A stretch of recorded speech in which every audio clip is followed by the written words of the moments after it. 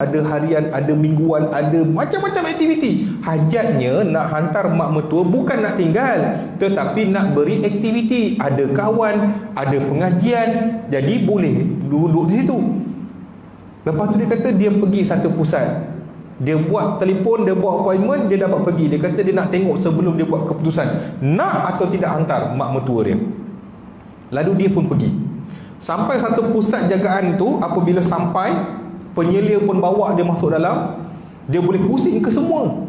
Tetapi dia menceritakan, dia kata pertama bila masuk je pintu ni, dia jumpa satu katil nombor 1, pakcik yang berjubah putih, dan pakcik ni sedang pegang ni Quran ni, dan mula dia terkumat-kumit. Mungkin tengah buat hafazan kot. Jadi dia tak tegur pakcik yang pertama, dia tegur pakcik yang seterusnya sampailah habis. Dia tanya semua ni. Dan soalannya ialah, kebanyakan bila dia jumpa pakcik atau makcik, pakcik, macam mana boleh pakcik datang ke sini? Siapa yang hantar pakcik? Mana anak pakcik? Makcik pun sama. Makcik, macam mana boleh makcik datang sini? Siapa yang hantar makcik? Dan mana anak makcik? Dia kata apa tuan-tuan? Jawapan dia konsisten, sama je semua orang. Pakcik yang datang sendiri, makcik yang datang sendiri. Tapi bila tanya dekat penyelia, bohong mereka. Bohong. Walaupun bohong tuan-tuan, kita tengok ibu bapa ni tak nak rosakkan nama anak, buatlah macam mana pun tetap sayang. Dah diletakkan tempat tu, masih nak jaga nama anak, tak nak busukkan nama anak. Orang tua buatlah macam mana pun, sayang tu tetap ada. Dan dia kata bila dah pusing habis ni, dia dah pusing, dah tengok, ya Allah memang hebat tempat tu. Ketika nak balik ni, dia jumpa balik pakcik katil nombor 1. Tetapi pakcik ni tuan-tuan dah tak baca Quran, dia dah turunkan kaki dia dekat katil, dia pun duduk. Jadi sahabat saya tanya, pakcik sihat? Rupa-rupanya tuan-tuan, pakcik katil nombor 1 lah paling peramah dalam pusat tu. 1 dia tanya, 10 dah jawab. Orang macam ni bosan nak borak-borak, kita boleh cari maklumat. Dia boleh bercerita. Dia pun borak, rupanya pakcik tu punyalah peramah. Dan di penghujung dia, soalan dia apa tuan? Dia kata, pakcik, sebenarnya saya nak tanya, siapa yang hantar pakcik dekat sini? Mana anak-anak pakcik? Dan macam mana boleh pakcik datang sini?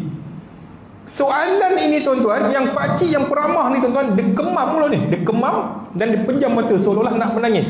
Yang pada asalnya peramah, dia tukar, dia kemam mulut, dia nak menangis. Jadi sahabat saya kata, Allah dah tersalah soalan ni. Yang pada mulanya peramah, dia dah bertukar. Jadi dia tukar soalan lain, pakcik tak nak jawab dah. Pakcik ni tetap kemam, dia pejam mata macam nak menangis. Tukar soalan lain, minta maaf pun tak nak dah, buatlah apa pun tak nak dah. Sahabat saya kata, Allah tersalah soalan. Sebab pada awalnya dia gembira. Last sekali sahabat saya kata, pakcik dah waktu zuhur, jom kita solat. Tetap macam itulah juga tuan-tuan. Jadi sahabat saya ambil tangan pakcik, salam. Dia kata, pakcik saya balik dulu. Tak nak cakap dah tuan-tuan. Tapi bila sahabat saya nak pulang tuan-tuan, pakcik ni ambil tangan sahabat saya ni. Dia kata, nak, jangan hantar mak dan ayah kat sini. Ini bukan tempat mak dan ayah berehat. Mak dan ayah nak berehat di rumah, bukan dekat sini. Dia ambil sahabat saya ni duduk sebelah ni, duduk sebelah katil ni. Dia kata, nak, pakcik ni dulu orang kaya.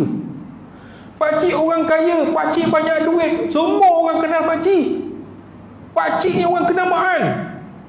Dia cerita tuan-tuan macam mana dia boleh ada dekat situ. Dia kata ketika mana pakcik tiba-tiba sakit masuk ICU, pakcik tak sedarkan diri. Ketika itulah pakcik tak sedarkan diri, pakcik masih ICU, pakcik kritikal, dan keadaan itulah makcik, isteri pakcik meninggal dulu. Orang yang sihat meninggal dulu, orang yang sakit tak meninggal lagi. Dia kata bila dia sedar je tuan-tuan daripada ICU level koma, dia kata, doktor kata pakcik boleh balik dah. Tapi pakcik ingat, pakcik tak boleh lama, pakcik akan meninggal sekian-sekian. Dah bagi tarikh dah. Dah bagi tarikh. Dia kata disebabkan itulah pakcik balik. Pertama pakcik ziarah isteri pakcik ke kubur. Kemudian pakcik balik, pakcik panggil semua anak-anak pakcik.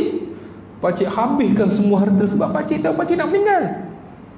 Sebagian harta bagi pada anak-anak, bagi infak kepada masjid, bagi dekat surau, bagi dekat tahfiz, semua habis. Dan dia kata rumah yang banglo diduduk ini, dia pindahkan nama terus kepada anak. Dia nak meninggal, dia tak nak buat apa-apa, dia tak nak tinggalkan harta. Tuan-tuan, kalau kita tahu besok kita nak meninggal tuan-tuan, penuh tabung surau ni. Tapi Allah tak bagi tahu bila kita nak meninggal. Allah tak bagi tahu pun. Tapi kalau kita tahu kita nak meninggal tuan-tuan, kita akan solat 2 Kita akan doa kepada Allah, doa itulah yang terbaik. Kita akan solat kepada Allah, solat itulah yang terbaik. Semua kita akan buat, tetapi kita tak ada beritahu bila kita nak meninggal. Pakcik ni buat sebab apa? Dia tahu dia nak meninggal. Tetapi dia kata apa tuan-tuan? Selepas habis semua ni, rumah semua dah habis ni, selepas 2 tahun pakcik tak mati-mati lagi. Selepas 2 tahun pakcik tak mati-mati lagi. Dan dia kata tahun yang kedua itulah anak pakcik jual rumah tu. Pakcik tak boleh duduk mana dah. Rumah yang pakcik duduk anak jual. Dan dia kata apa tuan-tuan? Selepas bagi harta ni, anak-anak tak tengok dah. Sebab anak ingat memang dia nak mati. Inilah mainan harta ni. Dan apabila rumah dijual, ada sahabat dia datang. Sahabat dia kata, jom, pakcik dibawa ke tempat ini oleh sahabat pakcik. Dan pakcik duduk sini dah 6 tahun tak mati-mati lagi. 2 tahun di rumah, 6 tahun di pusat. Cuma dia kata apa tuan-tuan? Pakcik ni cerita, pakcik bila duduk pusat ni, pakcik baru kenal Allah. Pakcik kenal Rasulullah, pakcik solat. Dan setiap kali pakcik solat, pakcik beranggapan besok pakcik nak meninggal. Solat ni solat yang paling baik tuan-tuan. Kita tahu kita nak meninggal, kita akan solat, kita akan berdoa kepada Allah bersungguh-sungguh sebab besok nak meninggal. Dan pakcik ni kata setiap kali dia berdoa seolah besok dia nak meninggal. Dan setiap malam dia berdoa, ya Allah ya Tuhanku, bukalah pintu hati anakku suruh anakku datang ambil. Selama 6 tahun tak datang-datang. Duduk situ anak tak pernah datang. Dia cerita ni tuan-tuan menangis. Pakcik ni apa tuan-tuan? Sebab apa? Dia tak cerita, itulah pengalaman dia. 2 tahun di rumah, 6 tahun di pusat, tak mati-mati lagi. Bila sahabat saya tuan-tuan, dia kata, ya Allah, ini satu dugaan. Tapi bila ketika itu tuan-tuan, bila sahabat saya nak pulang, pakcik ni kata, nak, besok anak pakcik nak datang ambil. Tiba-tiba je dia tuan-tuan, dia kata besok anak pakcik datang ambil. Ya Allah, sahabat saya kata seronoknya pakcik 6 tahun tunggu. 6 tahun anak tak datang, besok nak datang, seronok. Daripada muka sedih, muka ceria terus pakcik tu. Jadi bila sahabat saya kata, ya Allah seronoklah pakcik, tahniah. Sahabat saya pulang, seminggu selepas tu sahabat saya datang, dia bawa mak mertua dia. Memang nak tempatkan tempat tu. Dia datang dengan mak mertua dia seminggu selepas tu. Dan selepas dia datang tuan-tuan, pertama ialah katil nombor 1 lah, mana lagi dia nak pergi. Dia pun pergi katil nombor 1, dah tak ada orang. Dia tanya penyedia, mana ke pakcik katil nombor 1 ni? Pakcik ni meninggal 3 hari lepas. 4 hari selepas sahabat saya pergi, pakcik ni meninggal. Dan bila penyedia ni kata tuan-tuan, ketika sahabat saya datang itulah kali terakhir. Pakcik ni dia kemas semua barang-barang dia, besok nak balik, dia pegang ni. Dia bagi tahu dekat penyedia, anak nak datang ambil. Penyedia kata, anak tak pernah telefon pakcik. Ya, pakcik kata anak datang ambil. Bergaduh. Pakcik tu duduk, dia duduk dekat luar pintu ni.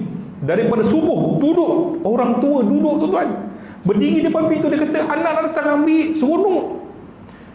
Penyedia kata tak pernah anak pakcik telefon pun, tak, anak pakcik datang ambil. Dia tunggu daripada subuh sampailah ke zuhur, tunggu. Seorang orang tua yang tidak ada kemampuan dah, tetapi semangat tunggu anak datang ni, tunggu dekat luar, tunggu anak tak datang, dipujuk masuk waktu zuhur, solat, makan, keluar balik, tunggu sampai asar. Bila tunggu sampai asar, dipujuk masuk, tunggu sampai ke maghrib. Bila maghrib masuk, tunggu sampai ke isyak, bersemangat. Dia kata anak datang, dia kata pakcik, anak pakcik tak mungkin datang. Hari kedua pun sama tuan-tuan, barang dah siap ni, duduk, daripada berdiri dah penat berdiri, duduk pula. Dia bagi kursi duduk seorang tua, duduk dekat depan. Ya Allah, dia kata tak sanggup nak tengok pakcik ni. Dia kata hari kedua pun sama sampai waktu isyak, hari ketiga sama sampai waktu isyak, sampai orang tua ni dah lemah. Dan dia kata hari yang keempat, ketika mana waktu zuhur, pakcik ni masuk, dia meninggal selepas solat tanpa anak-anak tuan-tuan. Tak ada. Dia meninggal tidak ada anak di sisinya. Dia meninggal hanya orang sahabat-sahabat dia je yang ada di sebelahnya. Kalau orang lain lah tuan-tuan, orang lain akan cakap kesian pakcik ni, anak tu anak derhaka, pakcik ni mungkin buat silap. Tuan-tuan, saya lah tuan-tuan, pakcik ini orang yang paling untung. Pertama, dia boleh habiskan semua hartanya yang mana kita pun takkan buatnya. Kita tak boleh buat macam mana pakcik ni buat. Dia boleh infakkan semua harta, tinggallah sebatang kara. Yang kedua, Allah tempatkan dia di pusat latihan selama 6 tahun untuk beribadat. Tidak ada orang kacau. Yang ketiga, mungkin Allah memang tak nak makbulkan doa pakcik ni supaya anak datang ambil. Kemungkinan kalau anak datang ambil, kemungkinan anak ni akan rosakkan pakcik ni, kita tak tahu. Inilah tuan-tuan, apabila hidayah Allah sampai kepada kita, Allah bantu kita, Allah buat kita sehabis baik. Jangan kita berdasarkan kepada amalan, kita berdoa kepada Allah supaya hidayah ini turun, kita boleh buat. Sebab itu tentang harta, tuan-tuan, berdoalah kepada Allah. Allah bagikan petunjuk, bagi jalan macam mana nak uruskan harta. Perancangan Allah lebih sempurna daripada perancangan manusia. Perancangan manusia bila-bila saja boleh terbatal, tetapi perancangan Allah adalah sebaik-baik perancangan. Jadi sebab itu yang pertamanya ialah berdoa kepada Allah, mohon kepada Allah. Segala masalah kita rayu kepada Allah. Wa qala rabbukum ud'uni astajib lakum. Tuhanmu berkata, berdoalah kepadaku, nescaya aku akan memperkenankan doa-doa kamu. Kita minta, biarlah apa saja pun tuan-tuan, kita tawakal kepada Allah. Jangan kita harapkan kekuatan diri, yang mana kekuatan diri tak boleh pastikan kita akan berjaya. Sebab itu hidayah milik Allah. Macam mana pun kita harap Allah bantu supaya kita dapat terus hidup dan bertawakal kepada Allah. Dan penutup di nasihat